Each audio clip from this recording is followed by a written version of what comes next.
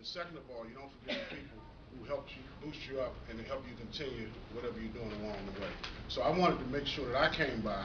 I know what I'd like to do at this time. If you have process questions as we go along, to your right, Mr. Hood, you have two questions. Oh, yes. Yes. Yeah.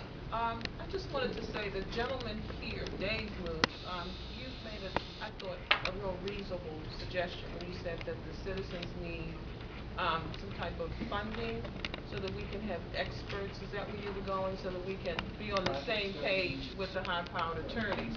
And then this gentleman here made, I thought, a pretty good point in terms of just where zoning is in terms of the citizen, the developer, that kind of thing. And then the young lady just spoke when you said you don't want to feel like we're up against the developers as little people. I know as an ANC commissioner, having testified before the BZA and the zoning commission, I find that some of the agencies that are feeding into the discussion do not really work with us.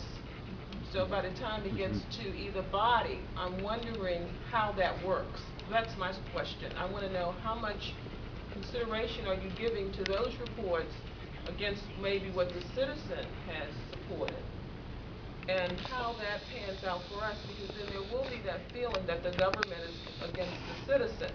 If I'm not getting a report from DDOT and they show up at a hearing and give a report that I find not favorable for my constituents, then I'm going to think that group listening is going to really give more weight to that agency's report than to my being down representing a constituency.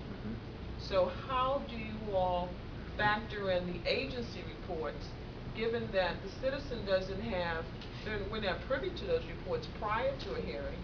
And, you know, I've gone down there and been totally shocked about what they're supporting. And there I sit against developers that have attorneys that can really argue those points. So I like your suggestion. Sir, I don't know your name, I'm sorry. Right. Yeah, okay. So that's my question. I think most of the government reports, if they're not there on time, most of them are available, I believe, online, and they're in the record. But if there's a time when we wait, 7 yeah, days.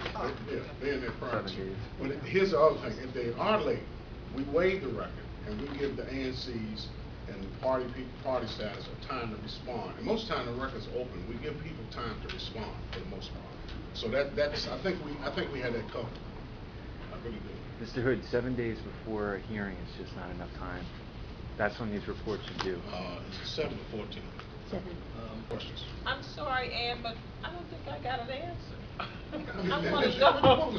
what was your question? My question was, how do you all, I think it was, how do you all weigh in the reports? In other words, if DDOT gives you a report, and, you know, I didn't know, I should go online and read that. I think DDOT needs to give the ANC reports, but when you all read those reports, and like the young lady said here, if I'm perceiving you siding with that report while I'm sitting there and I haven't really read it, how do you all weigh the report? Are you looking at specific things to say this is a fair report, or a report that has really looked at community concerns? That's what I mean. Because I've been victimized, I think, by some of those reports, and then the board will rule with the city.